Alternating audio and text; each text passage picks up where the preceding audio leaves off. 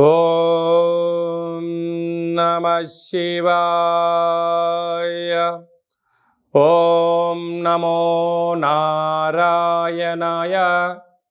కర్మ నివారణ నరదృష్టి నివారణ కాళభైరవాయ నమో నమః.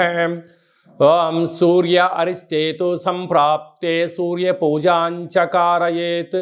సూర్యధ్యానం ప్రవక్ష్యామి ఆత్మదోషపీడోప ఉపశాంతయే. ఓం హ్రాం హ్రీం రోం సహ సూర్యాయ నమః. హరి ఓం.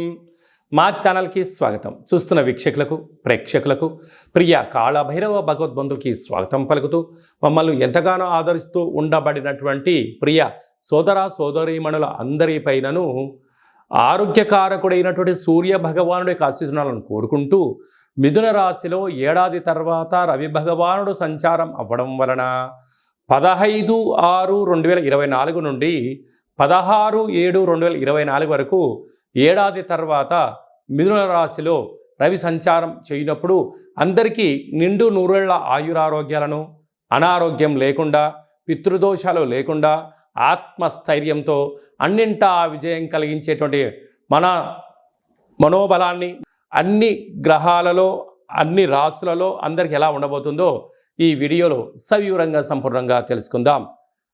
15/6/2024 నుండి 16/7/2024 వరకు మధ్యలో పుట్టినటువంటి వారందరికీ కూడా ముందస్తుగా జన్మదిన శుభాకాంక్షలు.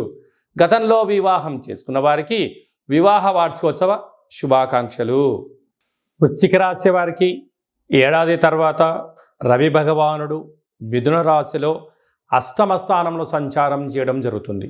ఒకవైపు అర్ధాష్టమ శని, ఒకవైపు అష్టమంలో రవి సంచార స్థితి ఉన్నప్పుడు మీ జన్మ నక్షత్రం రోజున ఆదివారము, మంగళవారము, శనివారము, అష్టమి, పూర్ణిమ, అమావాస్య తిథుల యందున వివాదాలకు దూరంగా ఉండండి, మౌనంగా ఉండండి.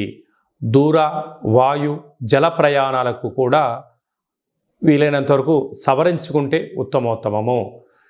వీలునామాలు, డాక్యుమెంట్లు, చెక్కులు ఇచ్చిపుచ్చుకునే వ్యవహారాలు అనేక మంది మిమ్మల్ని ముందు పెట్టి వాళ్ళు వెనక ఉంటూ ఉంటారు. విజయం కలిగితే మా వైపోయిందని, అపజయం కలిగితే మీ వైపోయిందని చెప్పి ఆ డబ్బులు మీరు కట్టండి అని చెప్పి రాబోయే కాలంలో మిమ్మల్ని మీ యొక్క ప్రతిష్ట గౌరవాలను ఇబ్బంది పెట్టడం, స్థిర చరాస్తులు పోగొట్టుకునే పరిస్థితి ఉంటుంది. ఆ తదనంతరం మీరు ఏకో నారాయణ అయ్యే పరిస్థితి ఉంటుంది. కనుక వీలైనంత వరకు మౌనంగా ఉండండి. ఏకాంతంగా మీ మనసు ఏదన్నా చెప్తే దాన్ని అవలంబించండి. అన్నింటా విజయానికి ప్రశాంతతతో స్వాగతం పలకండి.